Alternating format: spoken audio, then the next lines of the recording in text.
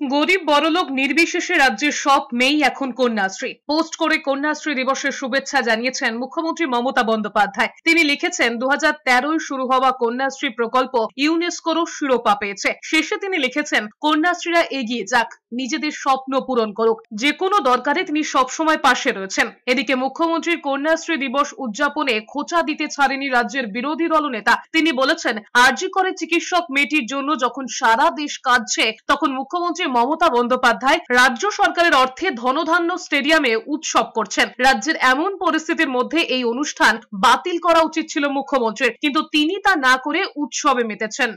আজকে কন্যাশ্রী দিবস, কন্যাশ্রী দিবস নিশ্চয়ই ডেট চেঞ্জ করা যায় না, যেহেতু রাজ্য সরকার এটা কন্যাশ্রী চালু করে, প্রত্যেক বছরই করেন। কিন্তু আজকে আমাদের বোনের জন্য উৎসবটা বন্ধ করতে পারতেন মুখ্যমন্ত্রী।